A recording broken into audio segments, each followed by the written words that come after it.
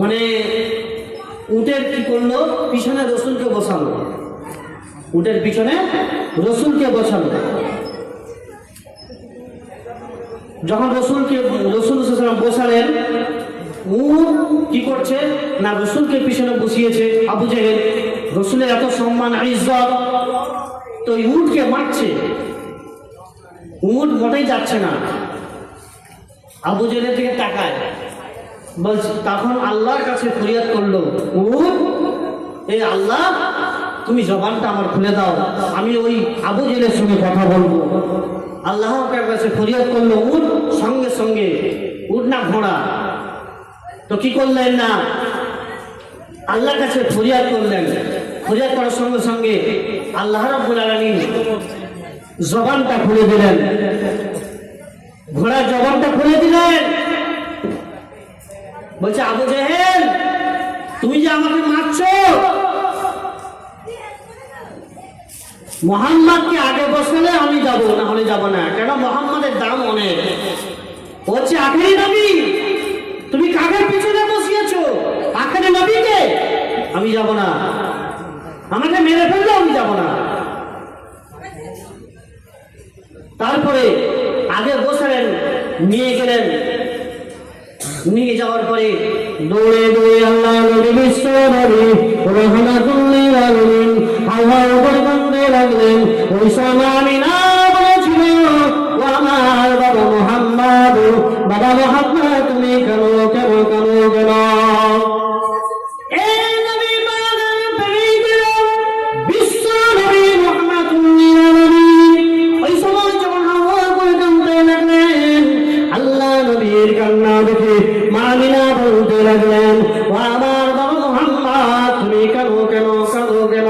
ওই সময় বলেছিলেন, তোমাকে কে মেরেছে, গালি দিয়েছে বলো।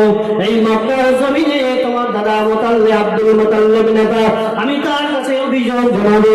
মুহাম্মদ তুমি কেন খানো?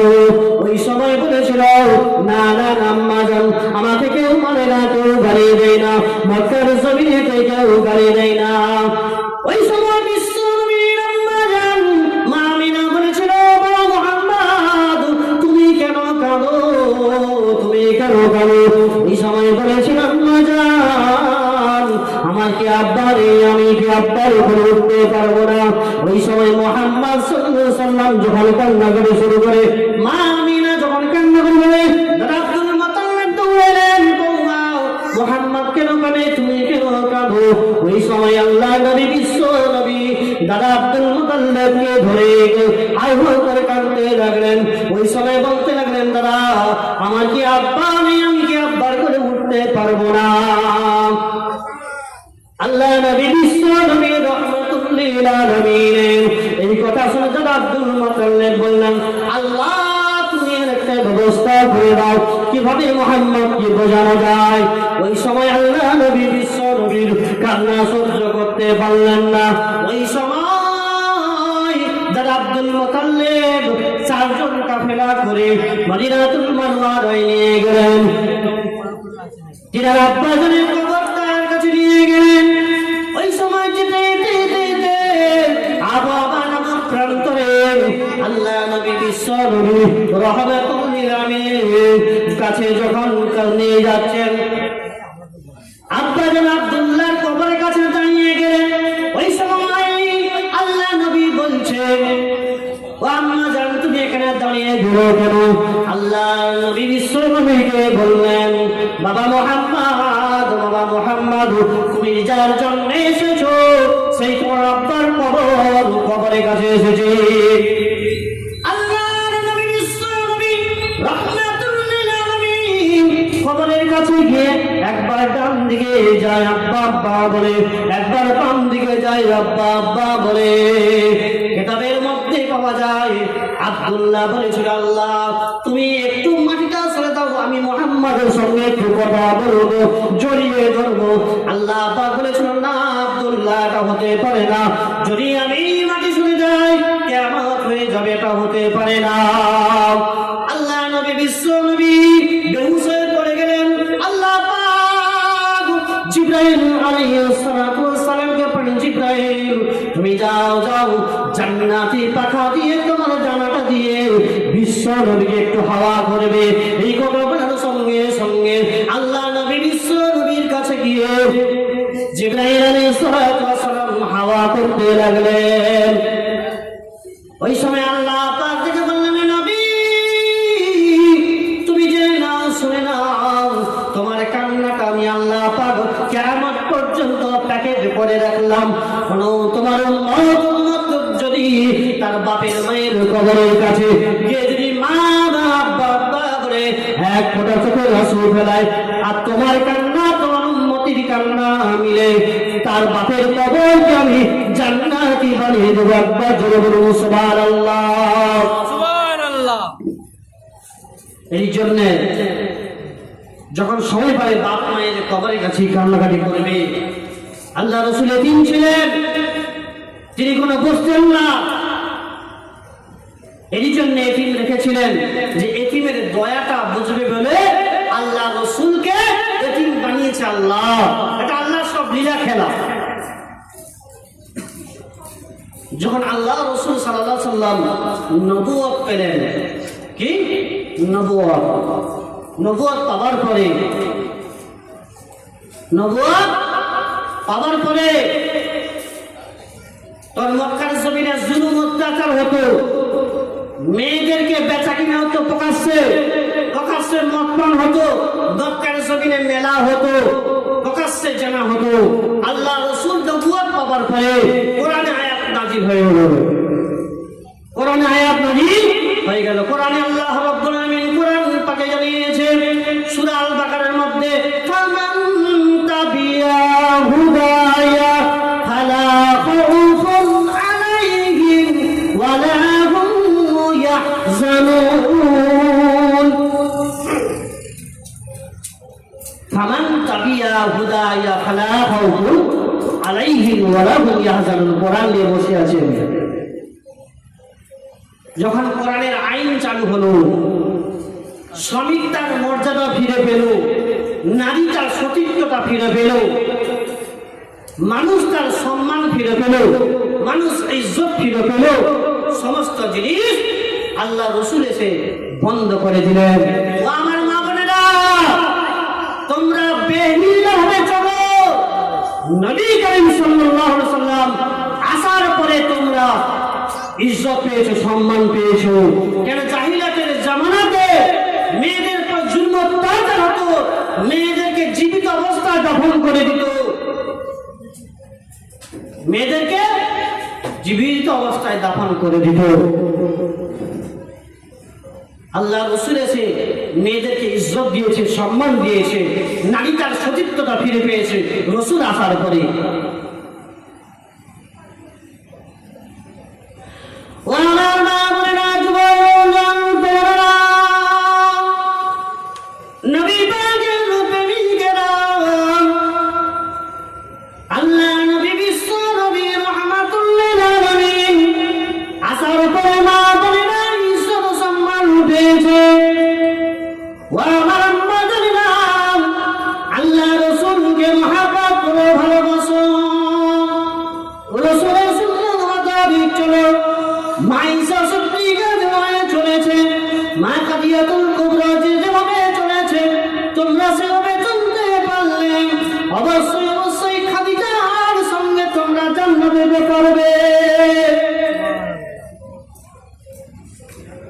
আল্লাহ নবী বিশ্ব নবী রাহমাতুল লিল আলামিন আসার পরে সম্মানটা কেমন পেয়েছে দেখুন।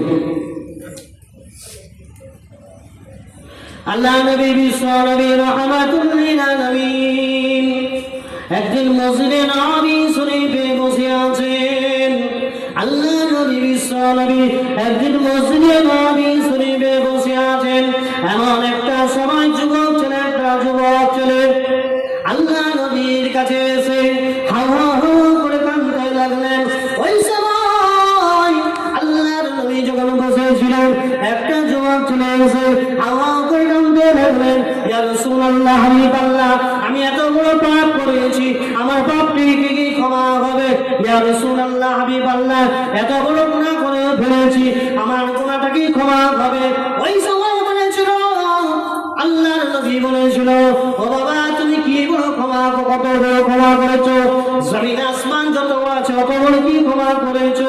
বলছি ইয়া রাসূলুল্লাহ তার থেকে বড় ক্ষমা করে, তার থেকে বড় গুনাহ করেছি। আল্লাহ নবী জিজ্ঞেস করলেন ইয়া রাসূলুল্লাহ হাবিবাল্লাহ, এত বড় গুনাহ করেছি আল্লাহ, আমি কি ক্ষমার অযোগ্য হব, ক্ষমার কি যোগ্য হব? আল্লাহ নবী বললেন তুমি কি বড় গুনাহ করেছো?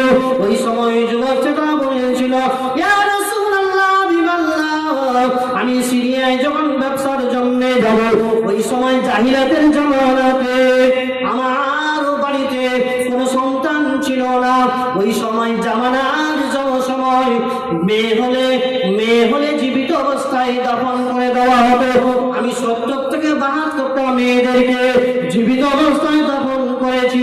ইয়া রাসূলুল্লাহ হাবিবাল্লাহ, আমি আমার স্ত্রীকে বলেছিলাম যদি ছেলে হয় রেখে দেবে, আদর করবে, মেয়ে হলে গলা টিপে মেরে ফেলবে। ওই সময় ইয়া রাসূলুল্লাহ হাবিবাল্লাহ, আমি নিষ্ঠুর বাপ, আমি যখন সিরিয়াতে চলে গেলাম ব্যবসার জন্য চলে গেলাম, আমার একটা সন্তান হয়েছিল, মেয়ে সন্তান হয়েছিল। মেয়েটার নাম রেখেছিল জামিলা, কত সুন্দর দেখতে, নাম রেখেছিল কত সুন্দর। ইয়া রাসূলুল্লাহ হাবিবাল্লাহ, আমার স্ত্রী তিনি মারতে পারলেন না, মায়া মহাব্বত হয়ে গেল, রেখে দিল। আমি আসার করে বললাম ও স্ত্রী এটা কার? বলছে ইয়া রাসূলুল্লাহ ও আমার স্বামী, আমি মারতে পারলাম না, আমার সন্তান। বাবা তুমি যাও, তোমার বাপ এইটা। মেয়েটার কাছে নিয়ে গেলেন।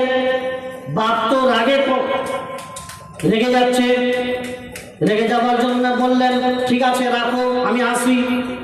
এই কথা বলে কি করলেন না, ঘুরে এলেন।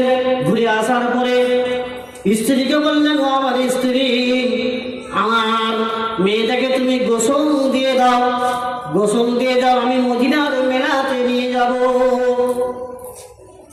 মেয়ে মানুষ কিছু বোঝে না, গোসল দিচ্ছেন। ওই সময় বলছে আমার বুকে যেন আগুন জ্বলছে, কাঁদছেন। যখন ওই মেয়েটা বলছে আম্মা জান তুমি কেন কাঁদো? বলছে তোমাকে যখন গোসল করাচ্ছি জামিলা, আমার বুকের মধ্যে দাও দাও করে আগুন জ্বলছে। তোমার বাপ মদিনার মেলাতে নিয়ে যাবে, কি করবে সেটা তো আমি জানি না। ওই সময় কি করলেন না, আল্লাহ নবীকে বললেন ইয়া রাসূলুল্লাহ হাবিবাল্লাহ, ইয়া রাসূলুল্লাহ হাবিবাল্লাহ, আমি নিশ্চিত বাপ আমার মেয়েটাকে নিয়ে গেলাম মদিনার মেলা দেখাতে নিয়ে যাব বলে একটা বড় পাহাড়ের কাছে নিয়ে গেলে, পাহাড়ের কাছে নিয়ে গেলে একটা জমিন ফাঁকা আছে, সেই ফাঁকার কাছে কি করলেন না, গর্ত খুলছেন। বলছেন গর্ত খুলছে। বলছি ইয়া রাসূলুল্লাহ আমি গর্ত খুলছি। গর্ত খোলার পরে ওই বাচ্চা মেয়েটা জামিলা জিজ্ঞেস করছে ইয়া রাসূলুল্লাহ হাবিবাল্লাহ, ও আমার আব্বা জান কিসের জন্য তুমি গর্তটা খুলছো? বলছে ওতে খাবার আছে, তুমি যাও, খাবার আছে। ওই কথা বলার সঙ্গে সঙ্গে ওই মেয়েটাকে ধাক্কা দিয়ে ফেলে দিলেন ওই গর্তকের মধ্যে যখন ফেলে দিলেন, ওই মেয়েটা আর বুঝতে বাকি থাকলো না, আব্বা তুমি আমাকে ছেড়ে দাও, আমি এই জমিন থেকে বেরিয়ে অন্য জায়গায় চলে যাব, আব্বা জান তুমি আমাকে ছেড়ে দাও। ইয়া রাসূলুল্লাহ হাবিবাল্লাহ, আমি নিষ্ঠুর বাপ, কোনো কথা শুনলাম না, বড় বড় পাথর নিয়ে এসে আমার মেয়েটাকে মারলাম। মারতে মারতে আমি যেন কাওয়ানের মধ্যে আবার পাচ্ছি, আব্বা তুমি আমাকে ছেড়ে দাও, এই দুনিয়া থেকে আমি অন্য দুনিয়াতে চলে যাব, আব্বা ছেড়ে দাও। ইয়া রাসূলুল্লাহ হাবিবাল্লাহ, আমি নিষ্ঠুর বাপ, কোনো কথা শুনলাম না, একবার মারলাম পাথর, দুবার পাথর মারলাম, তিনবার কোদালের উল্টো পাশে সঙ্গে সঙ্গে মারলেন। ইয়া রাসূলুল্লাহ হাবিবাল্লাহ, আমি যখন চলে আসছি, আমার সন্তানটাকে মেরে চলে আসছি, পিছন থেকে আওয়াজ আসছে আব্বা আমাকে ছেড়ে দাও, আব্বা আমাকে ছেড়ে দাও। ইয়া রাসূলুল্লাহ হাবিবাল্লাহ, আমি যখন ইশারের নামাজ পড়ি ওই সময় কানের মধ্যে আওয়াজ আসে আব্বা আমাকে ছেড়ে দাও, আব্বা আমাকে ছেড়ে দাও। ইয়া রাসূলুল্লাহ হাবিবাল্লাহ, মা ফাতেমাকে মদিনার বাজারে হেঁটে হেঁটে নিয়ে যান। আমার ওই বাচ্চা সন্তানের কথা মনে পড়ে। ইয়া রাসূলুল্লাহ, হাবিবাল্লাহ, আমার গুনাহটা কি ক্ষমা হবে? আল্লাহর নবী বিশ্ব নবী বললেন, তুমি তওবা করে নাও, কালেমা পড়ে নাও, তারপর আমি আল্লাহ তোমার জন্য আল্লাহর কাছে দোয়া করব, আল্লাহ পাক ক্ষমা করে দেবে। একবার জোরে বলুন সুবহানাল্লাহ। তাহলে ফামান তাবিআ হুদায়া ফালা খাউফুন আলাইহিম ওয়া লা হুম ইয়াহজানুন।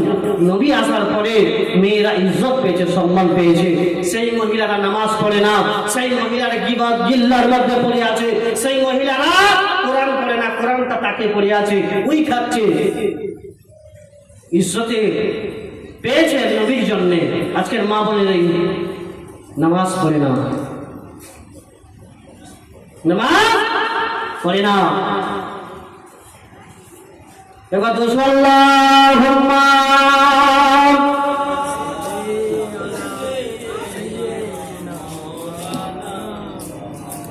ওয়া আলা আলি সাইয়্যিদিনা মাওলানা মুহাম্মদ। হাজারো ব্যথা বেদনার পরে ফিরে আসনি তুমি আপন ঘরে, দিনের আলো তুমি ছড়িয়ে দিতে চলে গেছো মদিনায় মক্কা ছেড়ে। হে রাসূল, তোমাকে ভুলি আমি কেমন করে? হাজারো ব্যথা বেদনার পরে ফিরে আসনি তুমি আপন ঘরে, দিনের আলো তুমি ছড়িয়ে দিতে চলে গেছো মদিনায় মক্কা ছেড়ে। হে রাসূল, তোমাকে ভুলি আমি কেমন করে?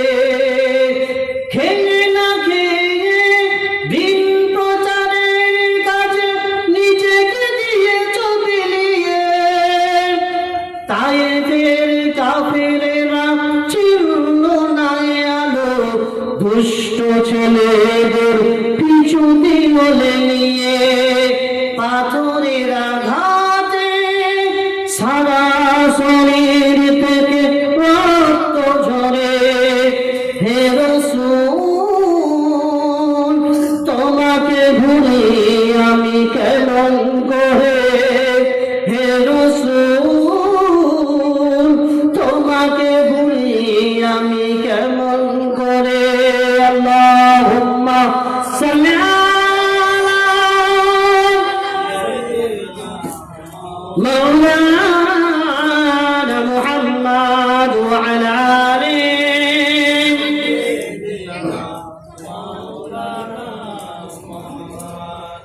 ও যুবক নওজোয়ান তরুণেরা, ইয়া আমার নবী পাকের প্রেমিকেরা, ও আমার আম্মা জানেরা, আল্লাহর হুকুমটা পালন করো। নবী বিশ্ব নবী আদর্শ মেনে চলো, রাসূলুল্লাহর আদর্শ মেনে চলো, রাসূলের সুন্নাতকে মেনে চলো। এ নবী পাকের প্রেমিকেরা, বিশ্ব নবী রাহমাতুল লিল আলামিন একদিন মসজিদে নববী শরীফে বসে আছেন। ওই সময় সাহাবাদেরকে তালকিন দিতে লাগলেন, ওয়া বাসাদরা আসসালাম মিফতাহুল জান্নাহ। এক্ষুনি কোরআনে আয়াত নাযিল হয়েছে, আসসালাম মিফতাহুল জান্নাহ, বেহেশতের চাবিকাঠি নামাজ। তোমরা কি নামাজ পড়বে না? ইয়া রাসূলুল্লাহ, হাবিবাল্লাহ, অবশ্যই নামাজ পড়ব, আল্লাহর হুকুম। তাহলে যাও যাও, যে যার বাড়ির মধ্যে চলে যাও, যে যার স্ত্রীদেরকে নামাজের তালকিনের কথা বলো। একজন সাহাবা ছিল, ওই সময় গিয়ে বললেন, আমার স্ত্রী, আল্লাহ নবী বলেছেন আসসালাম মিফতাহুল জান্নাহ, বেহেশতের চাবিকাঠি নামাজ, তুমি কি নামাজ পড়বে না? বললেন অবশ্যই। বিশ্ব নবী যদি বলে থাকে অবশ্যই পড়ব, আল্লাহর হুকুম। এই কথা বলার সঙ্গে সঙ্গে আসরের নামাজের টাইম হয়ে যেত। আব্দুল্লাহ আনসারী নাম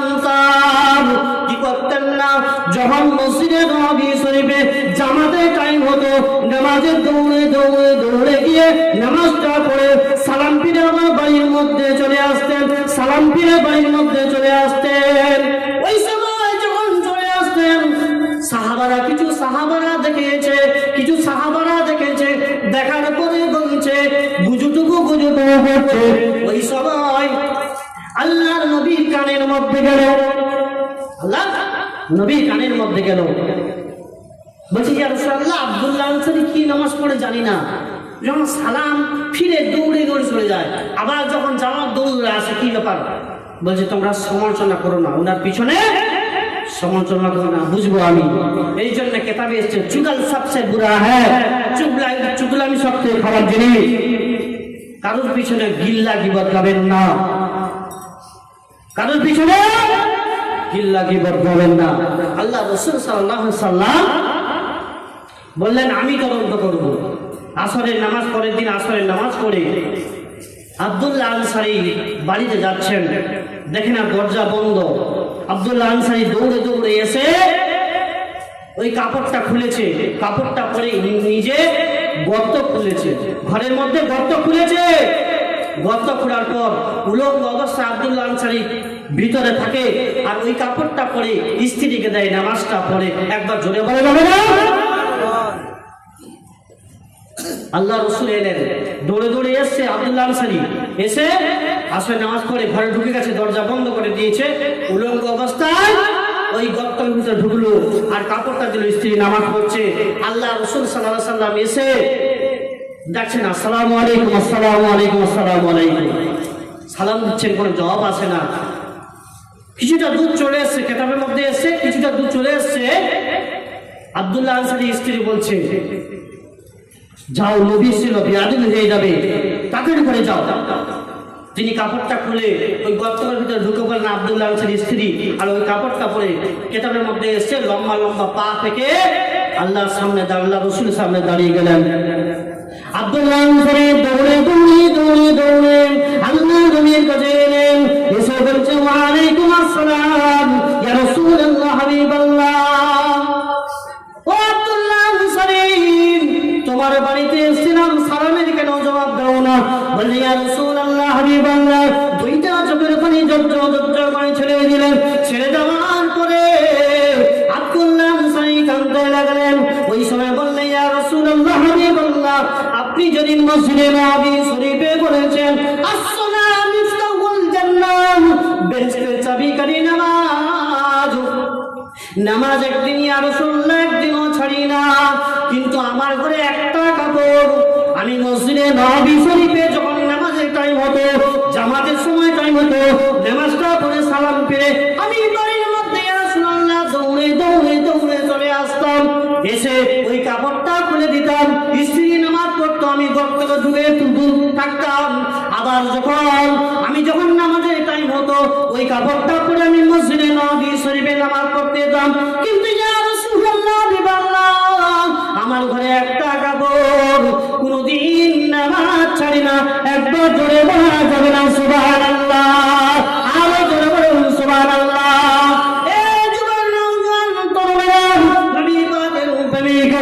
আম্মা জানেন নামাজ ছেড়ো না, কবরে তুমি কি জবাবটা দেবে? কবরের মধ্যে জবাব যদি না দিতে পারো, ভবিষ্যতের ফুলের উপরে তুমি যেতে পারবে না। হাসরের ময়দানে বিশ্ব নবীর কাছে কি মুখ দেখাবে? আমি উম্মতে মুহাম্মাদি কি বলে দাবি করবে? আম্মা জানেরা, আব্বা জানেরা, ভাই জানেরা, পাঁচ ওয়াক্ত নামাজটা পড়ো। ওই সময় বিশ্ব নবী রাহমাতুল লিল আলামিন বললেন, আব্দুল্লাহ আনসারী চলো, তোমার ঘরটা আমি দেখতে চাই। ওই গর্তটা খুলেছো শরীয়ত মোতাবেক কিনা? আল্লাহ নবী বিশ্ব নবীকে নিয়ে গেলেন। আব্দুল্লাহ আনসারী যখন দরজাটা খুলে দিল, খুলে দেওয়ার সঙ্গে আল্লাহ রাসূল সাল্লাল্লাহু আলাইহি ওয়াসাল্লাম মুখটা ঘুরে দেখছে, মেয়ে ছেলে বসে আছে না বেটা ছেলে বসে আছে, লোক ভিতরে বসে আছে নাকি। ওই সময় দেখতে পাচ্ছেন কাউকে দেখতে পাই না। আল্লাহ নবী দুইটা চোখের পানি ছেড়ে দিয়ে বললেন, আব্দুল্লাহ আনসারী তুমি জান্নাতের চাবিকাঠি পেয়ে গেছো। একবার জোরে বলুন সুবহানাল্লাহ, আরো জোরে বলুন সুবহানাল্লাহ। আজকের আমাদের মা বোনেরা সুকেশ ভর্তি কাপড়, নামাজ পড়ে না, রোজা ঠিক মতন যদি রাখে, নকল না রোজাগুলো যখন ডাকে ওইটাকে ফরজ মনে করে। না না না, তোমাদের নামাজ পড়তে হবে, আল্লাহর হুকুম। দুনিয়ার মানুষের হুকুম পালন করি, দুনিয়ার নেতার হুকুম পালন করি। আল্লাহ যে আল্লাহ আমাদের খাওয়াচ্ছে, যে আল্লাহ আমাদের পড়াচ্ছে, যে আল্লাহ আমাদের রুজি দিচ্ছে, সে আল্লাহর কথা যদি না মানি, সে কোনোদিন মুসলমান হতে পারে না, সে মুশরিকের খাতায় চলে গেল। যারা বলে আল্লাহ রাসূলের কথাগুলো মানি না, আল্লাহ রাসূলকে মানি না, এইসব কিছু মানুষ আছে, এরা আবু জেহেলের চাচতো ভাই। কিছু দল বেড়েছে, বলছে রসুল তো মরে গেছে, পচে গেছে, আল্লাহর ওলিটা মরে গেছে, পচে গেছে, শুধু আল্লাহকে মানবো। তুমি প্রধানমন্ত্রীর সঙ্গে ডাইরেক্ট দেখা করতে পারবে? একটা লেভেল আছে, তো একটা সিস্টেম আছে, তো সেই রকম তোমাকে যেতে হবে। তো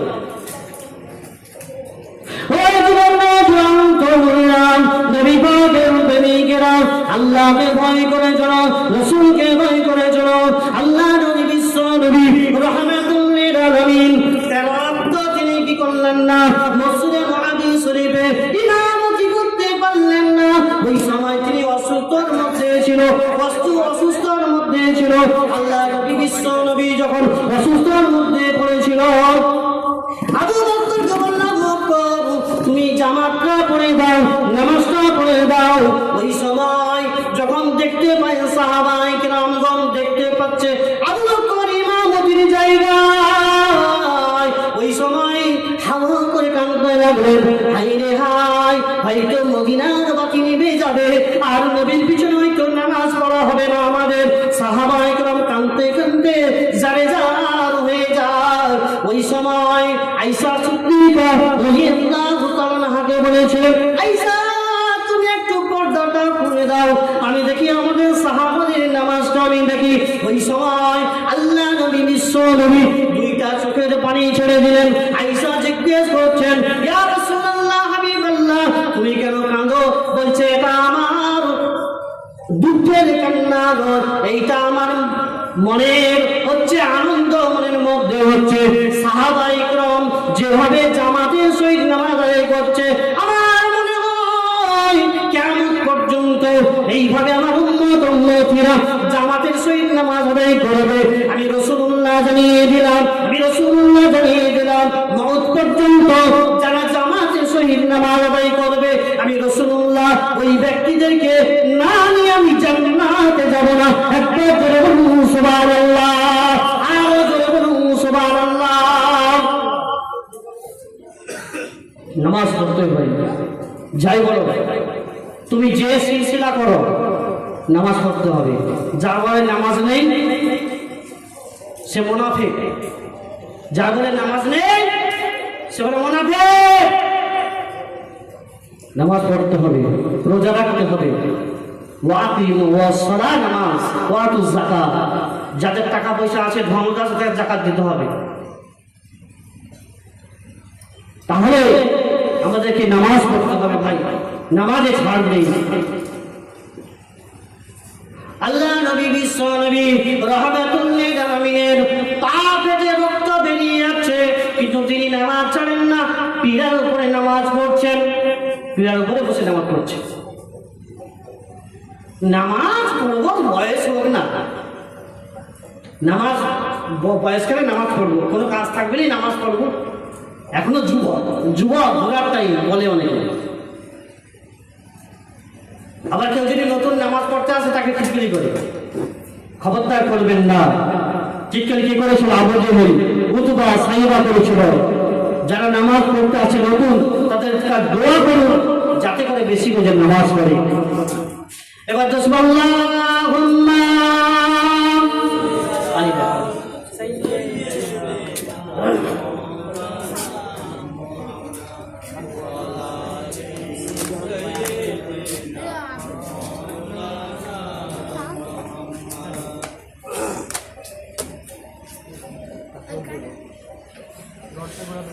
তাই আমাদেরকে আল্লাহর হুকুম আহকামকে পালন করতে হবে ভাই। দুনিয়ার পরিস্থিতি খুবই খারাপ, দুনিয়ার পরিস্থিতি খুবই খারাপ। আমাদের ইমানে এত কমজোরি হয়ে গেছে, ইমান এত কমজোরি হয়ে গেছে, আজকে প্রত্যেকটা জায়গায় মুসলমানরা মার খাচ্ছে। কিছুদিন আগে একটা দাঁড়িওয়ালা টুপিওয়ালা আলেম ট্রেনে করে গেছিল, 10 জন গেরুয়া সন্ত্রাস বাহিনীরা মেরেছে। বলছে এরা পাকিস্তানি আতঙ্কবাদী, এরা বাংলাদেশি, এদেরকে ভারতে রাখা যাবে না, এইভাবে মারছে। তো কিছু লোক বাধা দিল, না হলে ট্রেন থেকে ফেলে দিত। আমার মোবাইলে আছে এখন ওই আপডেটটা এসছে। মুসলমানদের অবস্থা খারাপ, মুসলমানদের একতা হতে হবে ভাই। কেউ ফুরফুরা, কেউ তবলিগ, কেউ বেরেলি, কেউ আল হাদিস, যাই করো তুমি, যেটা করো একতা এখন হতে হবে। প্রথম কি করেছিল? তারা বোরকা, তারপরে মসজিদ, তারপরে ওয়াকাফ বিল।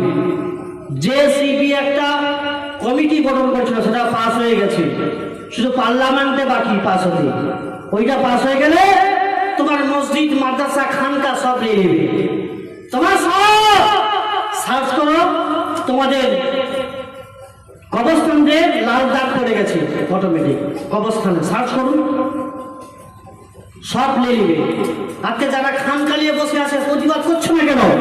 যারা মসজিদ কমিটি প্রতিবাদ করছো না কেন? যারা মাদ্রাসার সেক্রেটারি প্রতিবাদ করছো না কেন? প্রতিবাদ করতে হবে। যদি প্রতিবাদ করে গর্জে ওঠো, একটা আঁচড়কে লাগাতে পারবে না যদি আমরা মুসলমানরা এখনো থাকতে পারি। আর যদি 5টা ভাই যদি 5 রকম হয়, সংসার অশান্তি হবে না? হবে না? হবে। আর যদি এখনো থাকি, কারোর ক্ষমতা আছে? পরশুদিনকার দেখছি আসামে বাচ্চা মাদ্রাসা ছেড়ে, আমার মোবাইলে আছে, এখানে দেখাবো। বলছে জয় শ্রীরাম বল। কে বলছে? ওই গেরুয়া সন্ত্রাস বাহিনী আতঙ্কবাদী। দেশ স্বাধীনের সময় মুসলমানেরা বেশি জান দিয়েছে দেশের জন্য। 100টার মধ্যে 65টা মুসলমান ছিল। দেশের জন্য জান দিয়েছে মুসলমান। এই দেশের জন্য মুসলমানেরা আগে জান দিয়েছে। 65,000 আলেম ওলামা মিলে জান দিয়েছে। চিন্তা করি আমরা। আসে তারা নাকি বলছে মুসলমানরা তোমরা দেশভক্তি আমাদেরকে দেখাও, প্রমাণ দেখাও। যারা একথা বলছে তারা ইংরেজের দালাল ছিল। যারা এখন বলছে যে ভারত মাতা কি জয়, তারা ইংরেজের দালাল করত, তার বাপেরা দালাল করত। আর মুসলমানেরা ভারতবর্ষে আছে, থাকবে।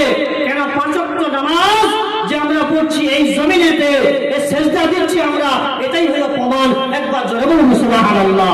আর প্রমাণ দরকার নেই। মুসলমানেরা সাবধান হয়ে যায়, এখনো সময় আছে। একতা হয়ে গর্জে ওঠো। ইসলামকে জিন্দা করতে গিয়ে রাসূলুল্লাহ জান দিয়েছে, মান দিয়েছে। সাহাবায়ে কেরাম কি করেছে?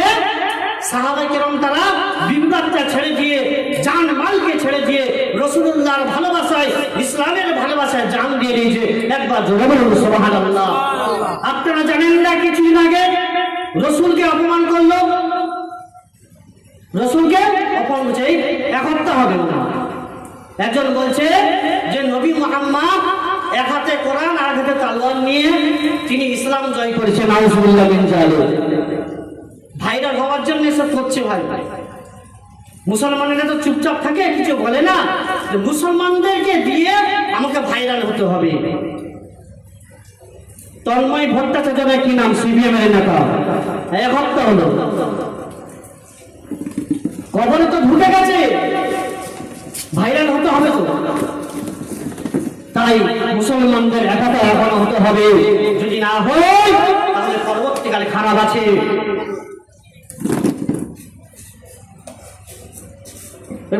আল্লাহুম্মা সাল্লি আলা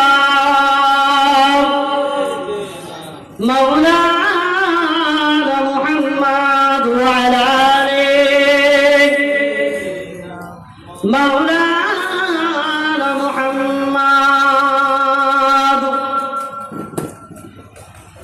ও যুবক নওজোয়ান তরুণেরা, নবী পাকের প্রেমিকেরা, আল্লাহ নবীকে ভালোবাসো, মহব্বত করো, প্যার করো, আল্লাহ রাসূলকে মহব্বত করো, তবে যা ঈমানটা মজবুত হবে। কোরআনের আইন মোতাবেক চলো, তবে যা তোমাদের ঈমানটা মজবুত হবে। যদি না করতে পারো দুনিয়ার জমিনে কোনো সম্মান পাবে না, ইজ্জত পাবে না গো। আল্লাহ নবী বিশ্ব নবী কোরআন থেকে জানিয়ে দিলেন, কোরআন থেকে আল্লাহ জানিয়ে দিলেন, ইয়া আইয়ুহাল্লাযীনা আমানু আতিউল্লাহা ওয়া আতিউর রাসূলা ওয়া লা তাওয়াল্লাউ ওয়া লাআল্লাকুম তাসমাউন। হে বিশ্বাসী বান্দাগণ, তোমরা আল্লাহ এবং তার রাসূলের অনুগত্য করো, দুনিয়ার কোনো নেতার অনুগত্য করো না, দুনিয়ার কোনো মানুষের অনুগত্য করো না। যদি ঈমানকে বাঁচাতে চাও আল্লাহ রাসূলের অনুগত্য করো, যদি ঈমানকে তাজা করতে চাও আল্লাহ পাকের হুকুম আহকামকে পালন করো। আল্লাহ পাকের হুকুম আহকামকে পালন করো, তবেই তোমরা শান্তি পাবে। আল্লাহ রাব্বুল আলামিন কোরআনে 22 পারা সূরা ফাতিরে বলছে, মান কানা ইউরিদুল ইজ্জাতা ফালিল্লাহিল ইজ্জাতু জামিয়া। তোমরা কি সম্মান পেতে চাও? তোমরা কি ইজ্জত পেতে চাও? হযরত ওমর ফারুক যে রাস্তায় চলেছে, হযরত আবু বকর সিদ্দিক যে রাস্তায় চলেছে, হযরত উসমান গনি রাদিয়াল্লাহু তাআলা যে পথ চলেছে, তোমরা সে পথটাকে গমন করো, সে পথটাকে ধরো। ফালিল্লাহিল ইজ্জাতু জামিয়া, তবে সম্মান পাবে দুনিয়ার জমিনেতে আর আখিরাতেও সম্মান পাবে। একবার জোরে বলুন সুবহানাল্লাহ। ও তরুণেরা, নবী পাকের প্রেমিকেরা, আল্লাহ নবীকে মুহাব্বত করো, প্যার করো। রাসূলুল্লাহ তার উম্মতকে ভালোবাসতো, রাসূলুল্লাহ তার উম্মতকে এতটা প্যার করতো। বিশ্ব নবী রাহমাতুল লিল আলামিন মদিনার জমিনেতে 3 দিন খুঁজে পাওয়া যায় না। মদিনার জমিনেতে নবীকে 3 দিন খুঁজে পাওয়া যায় না।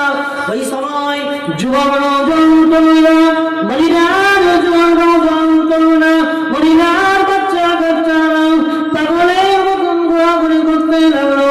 ওই সময় হযরত ওমর ফারুক পাগলের মতন হয়ে মদিনার মুনাফিকদেরকে বলতে লাগলো, এই মদিনার মুনাফিকরা, বল বল আমার নবী কোথায় আছে বল। যদি না বলতে পারবি এই ওমরের তরবারি দিয়ে কেউ বাঁচতে পারবি না, ওমরের তরবারি দিয়ে কেউ বাঁচতে পারবি না। যখন বলে মদিনার মুনাফিকরা থরথর করে ভয়ে কাঁপতে লাগলো, ওই সময় আবু বকর বলতে লাগলেন, ও ওমর ভাই, পাগলামি করো না, চলো তালাশ করি রাসূলুল্লাহকে তালাশ করে বেরিয়ে চলো। যাচ্ছে, যেতে যেতে যেতে রাখালেরা, কিছু রাখালেরা গরু দুম্বা ছাগল চড়াচ্ছে, গরু দুম্বা ছাগল চড়াচ্ছে। ওই সময় হযরত ওমর বলছে,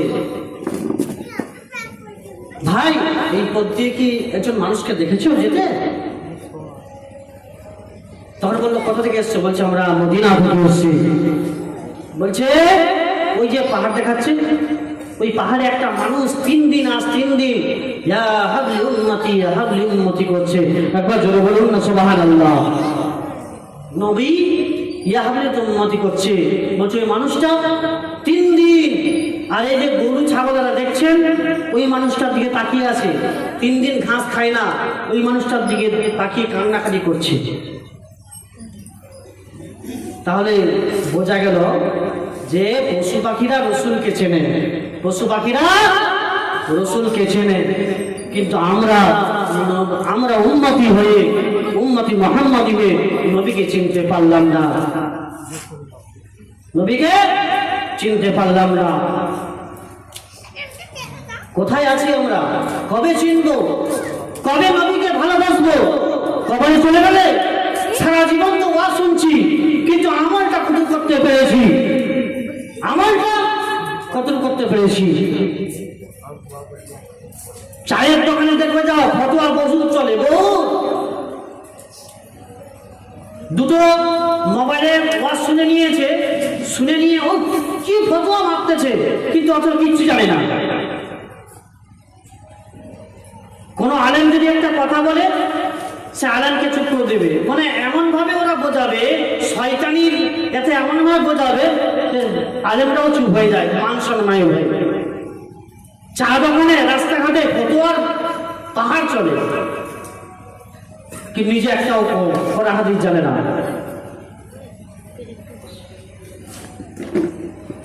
তাই আমরা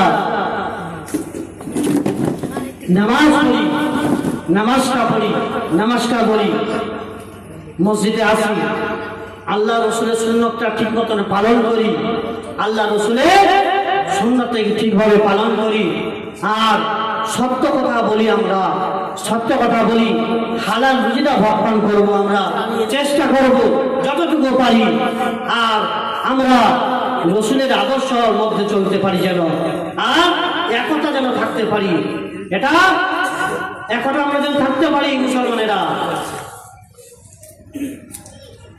না থাকলে অসুবিধা আছে, অবস্থা খারাপ। যদি বা দুদিন বাঁচতাম টেনশনে লোক মরে যাবে।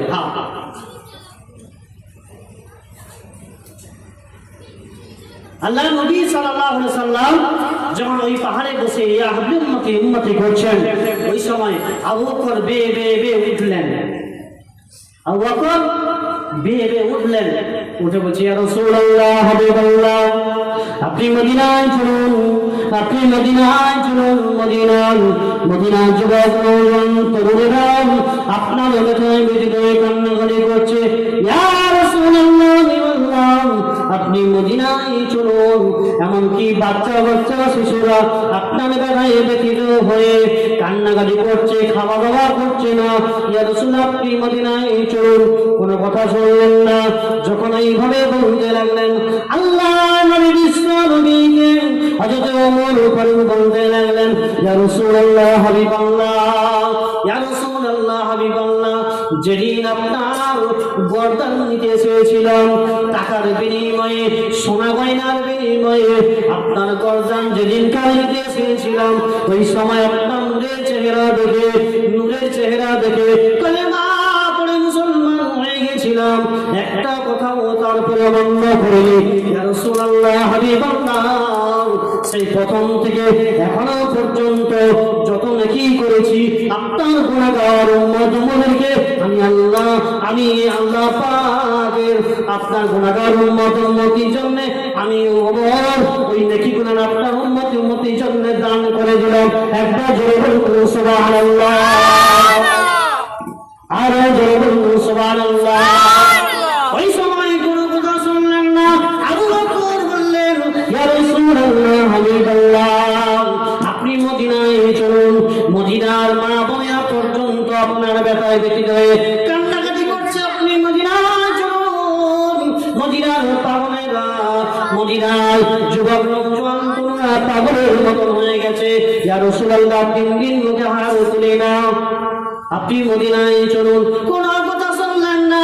ওই সময় আল্লাহ নবী বিশ্ব নবীকে বললেন, ইয়া রাসূলুল্লাহ, হাবিবাল্লাহ, আপনি যেদিন বলেছিলেন, ও আবু বকর, হয়তো আমাকে মদিনায় হিজরত করতে হবে, সেই 6 মাস আগে বলেছিলেন। 6 মাস আমি যেদিনকার আপনার হাতে হাত দিয়ে কলেমা পড়ে মুসলমান হয়ে